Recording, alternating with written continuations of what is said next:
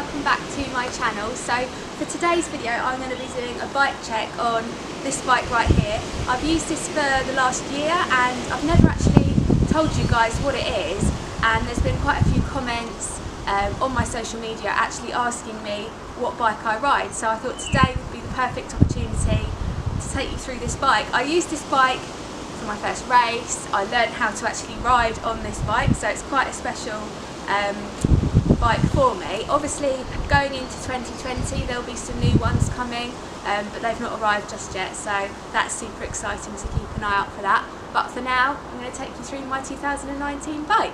So to kick things off, I'm going to start talking about the frame. So it is a Haibike 7.5 all-mountain full suspension bike. I love the colour, it's bright orange with the yellow bits, it matches the forks and all the stickers on the bike.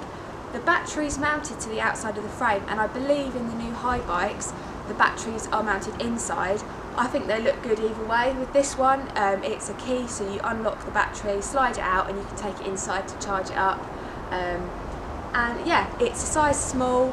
It's not actually a women's bike. I ride a men's unisex bike, but because it is a size small, it means that I can manoeuvre it a bit easier, and the reach as well is perfect for me also. Moving on from the frame, I'm going to talk about the motor. It's a Yamaha system, which is 250 watts, 80 newton meters of torque, and it cuts out at 25 kilometers an hour, obviously because of restrictions you can't go above that, otherwise you need like a special license or something, but it is still enough power to get you up really steep hills and allow you to keep lapping those bike parks, so you can get loads and loads of runs in, which is awesome. That's what I basically use it for. And the battery is a 500 watt hour battery as well, and totally rechargeable. You can take it out to recharge it, or you can charge it in the bike, so super cool. The controllers on the handlebars as well, so you can click up and down the settings depending on how much you want the battery to come in. And yeah, just an awesome e-bike really.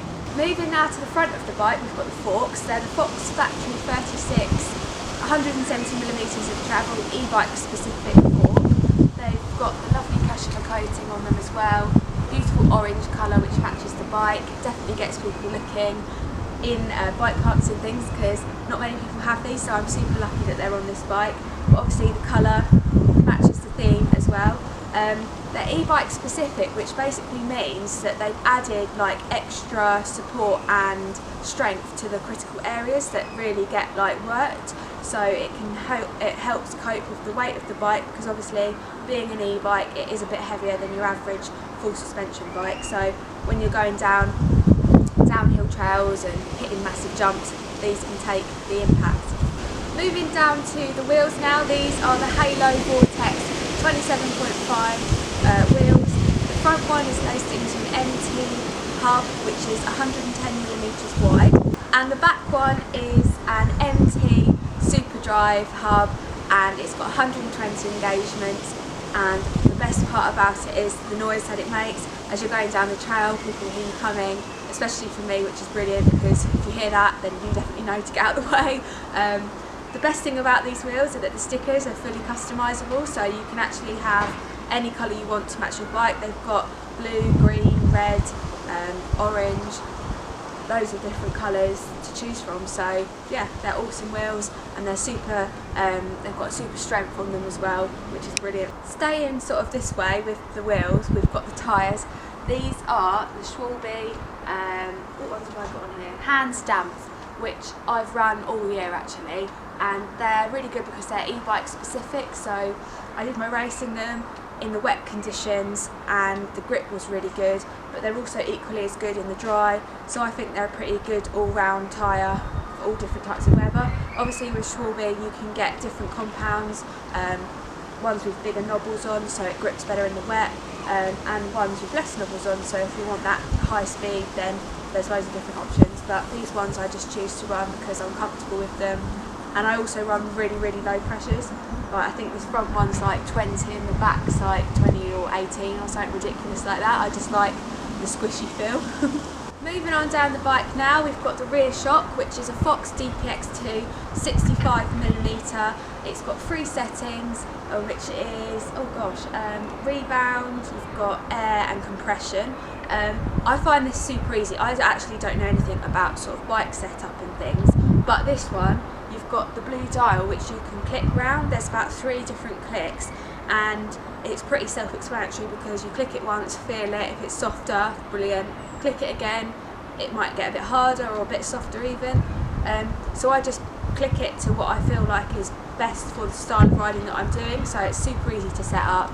And for things like my race and stuff, I'll get Tom and my dad to set it up properly for me, but whilst you're out on the trail and you just want to shred, like, just clicking it to adjust it a little bit is perfect and is all that I really need. Also for this shock as well, it's got the cashmere coat which matches the front forks, and it's just awesome.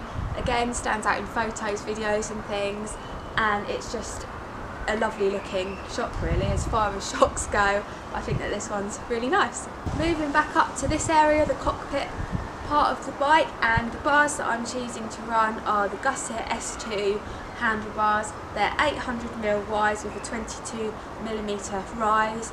I am actually, when I get my new bike, going to experiment with the bars a bit, because I think that with a higher rise I might have a bit more control, and I don't actually know, I need to give it a go, but that's the best thing about Gusset. They come in all different heights, like rise-wise. Another nice thing about them as well is the glossy effect. I think the attention to detail in these ones and the graphics on them are just awesome. The grips that I'm using are also Gusset grips. They're the S2 one. They're super soft.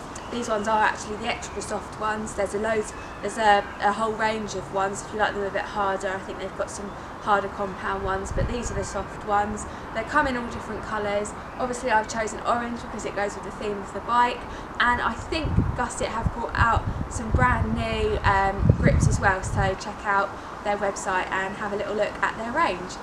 Moving on to the cranks, these are the Haibike own brand ones called the Crank, and these are really interesting because they've got a front freewheel system, and to my knowledge what that means is when you're pedalling along, if you're pedalling quite quickly and you stop, the pedals will want to keep going, but this system means that they won't, which is really cool. On them as well is the Gusset S2 pedals. Again, I love the Gusset components. They're a nice glossy effect, they look awesome, and they've got pins in as well, which is brilliant because going downhill quite quickly over roots and stuff, your feet might slip off, but these ones offer maximum grip in all the correct areas, and they're super strong as well, so they don't snap. They've got supports in the correct areas, which are generally the weaker points on a pedal, so they're awesome too. Moving on to the drive system, up front there's a 38 tooth sprocket, and at the back end, I've looked this up because I don't want to get it wrong for you guys, but it's a Tram Eagle 12 speed 10 to 50 tooth cassette, so that's awesome. 50 tooth, it can go to really low gear, and it means that you can go up steep hills, especially with the power of the e-bike. You can end up going up something that's like vertical almost. Moving on to the brakes, these are the Shimano Saint brakes. They're actually downhill brakes, so they're very powerful, which is also very good for me because when I'm going down trails I need to stop pretty urgently, so these ones stop me, and they're actually new, so I need to still bed them in, but so far I'm actually loving them because, as they're again super powerful. I tried them out for the first time at Bike Park Wales, and yeah, they're the best brakes for sure. Moving back to Gusset components, I have the Gusset S2 saddle. This one isn't carbon rails, but they do one that has got carbon rails, and I have got one which is going to go on my new bike, but this one is super comfy, especially like if you're on long trail rides. It's comfortable to sit on, but also equally if you're going to a bike park and you're going downhill with the saddle down, it equally just stays out of the way, you don't really notice it's there. But yeah, looks lovely. Again, the graphics on it are super nice, and it's just a good saddle. So there we go, that was my 2019 bike, so I hope that you guys liked it, and if there's anything that I've missed out that you want to know about, any components or whatever, then just let me know in the comments and I'll reply to you guys with the answer.